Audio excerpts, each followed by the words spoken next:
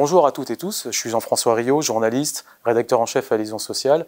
Je suis ravi de vous retrouver pour une nouvelle vidéo d'actualité sur liaisonsociale.fr et sur notre chaîne YouTube Liaison Sociale. Alors dans cette nouvelle vidéo, nous allons évoquer la thématique du sens au travail, qui est redevenue centrale après la crise sanitaire et l'épisode lié à la réforme des retraites. Cette question a d'ailleurs été abordée très récemment par le CESE à travers une résolution qu'il a adoptée sur le travail en question. Le sens au travail, c'est aussi le sujet d'un rapport très récent publié par l'association Projet Sens, qui est porté par plusieurs grandes entreprises françaises et qui est parrainé par Jean-Dominique Sénard, le patron de Renault, et Nicole Notat, l'ancienne secrétaire générale de la CFDT et ancienne présidente de l'agence de notation sociale Vigeo Eiris. Ce rapport, intitulé « Du sens à l'ouvrage, comprendre les nouvelles aspirations du travail », explore les changements significatifs intervenus dans le monde du travail, mais il est également assorti d'un manifeste à l'intention des entreprises. Alors pour en parler et pour parler du sens au travail, j'ai le plaisir d'accueillir Jean-Baptiste Barfetti, le fondateur de l'association Projet Sens. Bonjour Jean-Baptiste Barfetti, merci d'avoir accepté notre invitation. Alors vous êtes le fondateur de l'association Projet Sens. Vous avez été également le rapporteur de la mission Notat Sénard sur l'entreprise et l'intérêt général, qui notamment a donné lieu à l'entreprise à mission. Aujourd'hui, vous publiez un rapport sur le sens au travail, intitulé « Du sens à l'ouvrage, comprendre les nouvelles aspirations dans le travail ». J'ai envie de vous demander quelle est votre définition du sens au travail. Bonjour Jean-François. Dans ce rapport, on a croisé une trentaine de définitions universitaires du sens au travail.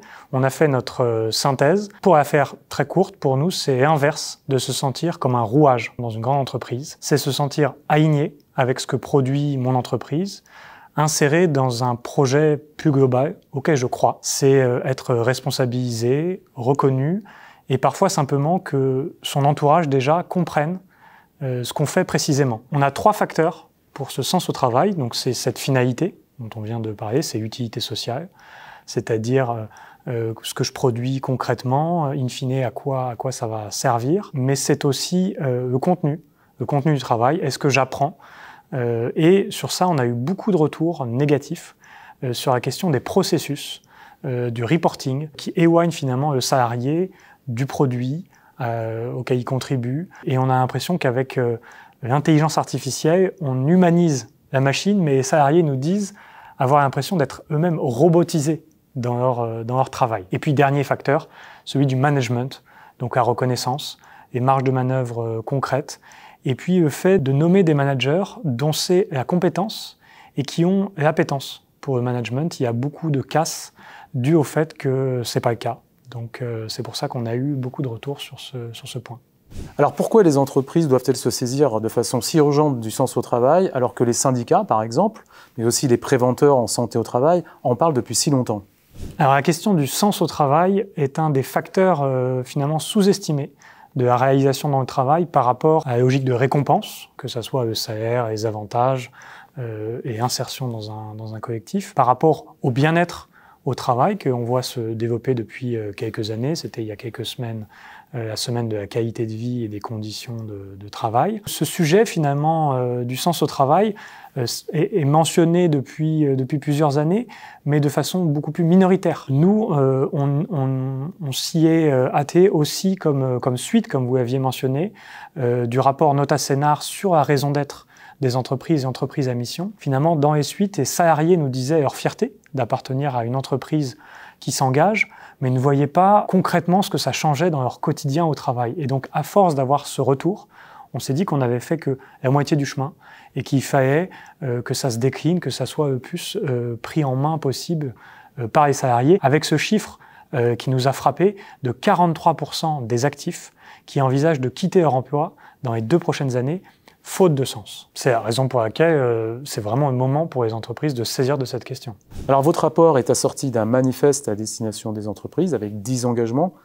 La question c'est, quel avenir pour ce manifeste? Quelle est la suite que vous allez donner à ce manifeste pour qu'il ne reste pas finalement lettre morte? Alors oui, pour nous, ce manifeste, c'est le point d'arrivée d'un travail de plusieurs mois, avec plusieurs engagements comme la question de la déclinaison de la raison d'être concrètement dans les équipes, les échanges entre métiers, la question de la compétence managériale des managers, par exemple.